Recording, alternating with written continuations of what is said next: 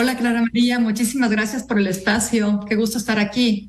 Gracias a ti y me gustaría que empezaras poniéndonos en el contexto de por qué Tectocarbón se ha llevado este premio en este año. O sea, ¿qué hace que recientemente haya recibido este reconocimiento? Tectocarbón es una empresa que nació hace 4 años, un pequeño startup que nuestra filosofía, lo que nosotros queríamos era utilizar basura forestal, residuos forestal. Estamos ubicados en Balsar y veíamos que había mucho residuo forestal, tanto en aserraderos como cuando cortaban los raleos de la teca. Viendo esta oportunidad, comenzamos a investigar qué podíamos hacer con esta basura forestal que a veces se quemaba o ocupaban para otro tipo de actividades. Y averiguamos sobre esta enmienda de suelo, que es de algo muy antiguo, pero se había dejado de usar, que se llama biocarbón, que es una enmienda de suelo orgánica, que prácticamente es materia orgánica y carbón orgánico.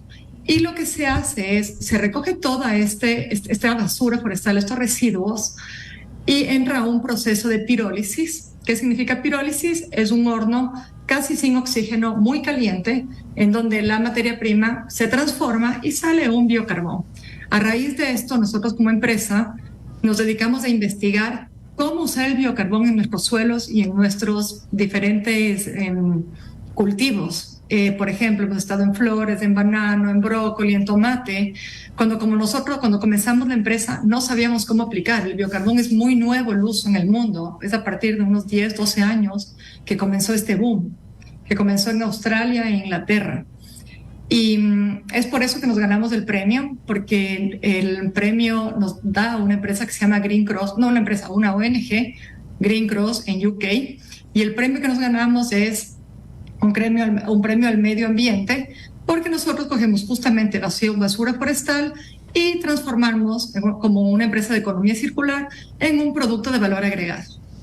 Bien, clarísima la explicación, Luz María. Ahora te pregunto, ¿en qué contexto ustedes empezaron a ver estos residuos y dijeron, bueno, vamos a empezar a transformar, aunque no sabían en qué podía eso utilizarse? Es decir, ¿qué cantidades veían? ¿Cuáles son las actividades que generaban estos desechos, estos residuos? Y cómo también empezaron a hacer la investigación para transformarlo en biocarbón. Fue justamente porque en Balsar nos contactamos con empresas forestales y con ellos comenzamos a investigar qué podíamos hacer con su basura forestal. Al inicio pensamos en hacer artesanías, otro tipo de cosas. Sin embargo, queríamos ir más allá. Y comenzamos a investigar, llamamos asesores. Ellos tenían plantaciones de teca y decían, ¿qué hacen en el mundo con los residuos forestales? Y nos dijeron, una alternativa es hacer biocarbón. Comenzamos a investigar cómo se hacía el biocarbón y para qué sirve el biocarbón. Nosotros hoy en día Tectocarbón usa biocarbón para la parte agrícola. Sin embargo, el biocarbón tiene muchos usos diferentes dependiendo qué valor agregado le des al biocarbón. El biocarbón a la final es un commodity y tú lo puedes mezclar con microorganismos, con compost, puedes tener un proceso extra para activarlo y que compite directamente con el carbón activado. Hay muchas alternativas. Y lo más interesante es que toda Latinoamérica tiene mucha biomasa. A mí me parece que es un proyecto en donde tendríamos que tener una conciencia como sociedad y poder utilizar toda la biomasa que generamos para producir biocarbón y mejorar nuestro suelo. Bien, los residuos forestales, ¿de dónde provienen? Y entiendo, y me dices, son altos volúmenes. ¿Cuáles son las causas de esos residuos forestales? Actualmente utilizo prácticamente de teca. ¿Por qué hay el residuo forestal? Porque la teca tiene raleos 1 o 2 veces al año. Los raleos son las ramas que les cortan. Entonces nosotros recogemos estos raleos de los campos de teca y el otro residuo es en los aserraderos. Bien, en ese sentido, ¿ustedes pudieron tener experiencias del exterior para la construcción o la elaboración de la biomasa? Perdón, ¿del biocarbón? Sí, hemos tenido asesoría extranjera para saber cómo hacerlo y también para luego cómo aplicarlo. Sin embargo, hemos tenido que tropicalizar mucho a nuestros cultivos y a los protocolos de cada finca. El biocarbón se lo pone en el suelo. Sin embargo, dependiendo del cultivo, tiene diferentes técnicas y también diferentes dosis. ¿Y cuáles son los beneficios específicos que nos pudieras compartir? El biocarbón da mucha porosidad al suelo. Cuando tiene mucha porosidad tiene aires, y al tener aires las cosas, el agua, los fertilizantes, los microorganismos circulan, le da porosidad. Por otro lado, es un refugio para los microorganismos. Los microorganismos se colonizan en el biocarbón. Imagínate, María Clara, que el biocarbón es un esqueleto lleno de nano y micropartículas. En estas partículas entra el agua, entran los fertilizantes, y eso es súper bueno porque lo retiene y no deja que se lixivie. También en estos nano y microporos entran los microorganismos y se colonizan. Ayuda a regular el pH, a la conductividad eléctrica. Tiene varios beneficios. Muy bien. Entiendo que parte también de lo que ustedes trabajan es con el objetivo de contribuir a la disminución de los efectos del cambio climático. ¿Tienen, Luz María, ustedes metas, por ejemplo, anuales? ¿Cómo están? Fíjate que ustedes están pensados estrictamente, es decir, es un negocio cuya naturaleza está pensada en eso. Y deduzco que tienen como planificaciones al 2025, al 2030. No sé si tienes como porcentajes en cuanto a disminución de huella de carbono, o no sé ni siquiera si se aplica el término huella de carbono con el biocarbón. Entonces, explícanos eso. Sí, María Clara, se aplica totalmente, y más. Hoy en día hay un mercado de bonos de biocarbón internacional. En el Ecuador todavía la legislación no lo permite. Sin embargo, internacionalmente ya se venden bonos de biocarbón. Depende del procedimiento para que uses de la forma que hagas del biocarbón. Y el tipo de biomasa, la cantidad de CO2 que se mantiene bajo el suelo. Mientras más dura la biomasa inicial, el biocarbón va a durar más tiempo en el suelo. Por ejemplo, se estima que el biocarbón de teca dura alrededor de 100 a 150 años. Eso más el uso de biomasa de basura forestal son los dos motivos de por qué el biocarbón ayuda al cambio climático. Es súper interesante esto porque la tecnología, y ese es el plan de Tectocarbón, nosotros tenemos que invertir en tecnología porque hoy en día nuestros hornos son muy básicos. Nosotros tenemos que mejorar nuestra tecnología porque nosotros hoy en día sí generamos gases cuando producimos biocarbón. Tenemos una técnica para reducirlo. Sin embargo, nuestra meta es ser sostenibles. Yo siempre digo, la sostenibilidad es un camino. La economía circular nos va a llevar, pero todavía tenemos mucho que trabajar. Qué interesante que nos digas que la tecnología es algo por donde tienen que trabajar y que reconozcas y reconozcan ustedes que el proceso sí genera una contaminación. O sea, qué importante que sea transparente el proceso y que lo puedan decir abiertamente, sobre todo pensando que hacia allá debería haber la innovación en la empresa de ustedes, hacia la tecnología que realmente reduzca ese impacto en cuanto a la contaminación que genera este proceso, a pesar de que, insisto y nuevamente repito, la naturaleza de esta empresa es reducir esta huella a través de la incorporación de estos procesos que contribuyen a la disminución de los efectos del cambio climático. Además, me gustaría que nos contaras cómo ustedes también intentan o trabajan con la comunidad, porque entiendo que tienen colaboraciones con fundaciones de carácter social y no solamente bajo el enfoque ambiental. Compártenos esto, por favor. Y trabajamos específicamente con dos fundaciones hoy en día. La una es Fundación Humana Pueblo Pueblo. Con ellos lo que estamos haciendo es enseñarles a los agricultores los beneficios del biocarbón con la finalidad de poder aplicar a fondos internacionales para que en un futuro, con la biomasa que se generan en estas comunidades, que hay biomasa de la mazorca que cosechan, de la cascarilla de arroz, los raleos del cacao, hay muchísima biomasa en las zonas de la costa y también de la sierra. Este ensayo lo estamos haciendo en Manabí.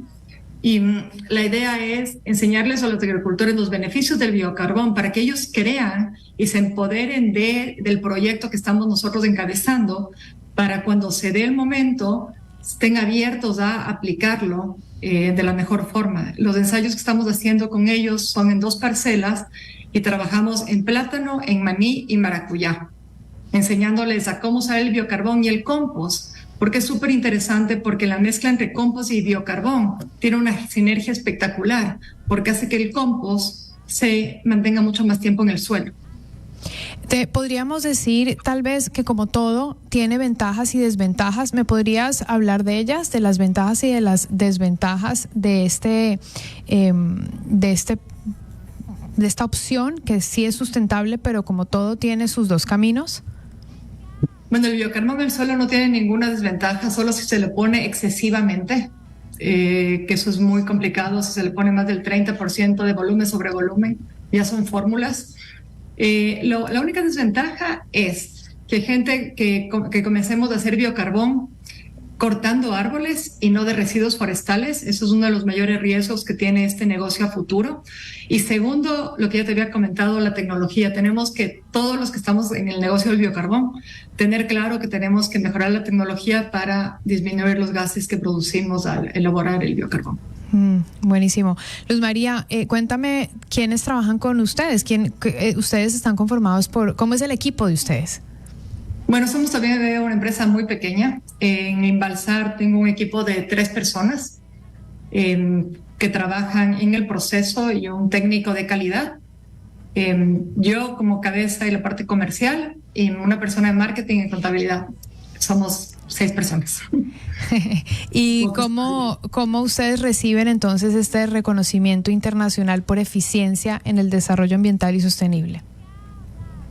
Comenzamos a aplicar, siempre estamos al tanto de lo que está pasando internacionalmente, al nosotros ser pioneros en el biocarbón. Somos pioneros aquí en el Ecuador, pero también mundialmente hemos hecho cosas nuevas. Nosotros los primeros años invertimos mucho en hacer investigación científica. Tenía en ese momento un equipo de 4 personas técnicas que nos ayudaban a hacer ensayos y probamos dosis, granulometrías, formas de aplicación, hasta hoy en día tener un manual de cómo utilizar el biocarbón. Debido a esto, estamos dentro de un grupo y nos hicieron conocer esta alternativa de aplicar. Aplicamos y seguimos todo el proceso. Fue un proceso largo, muchas entrevistas, muchos planes, tuvimos que enseñar otros planes de sostenibilidad, nuestros planes a corto, mediano y largo plazo como empresa.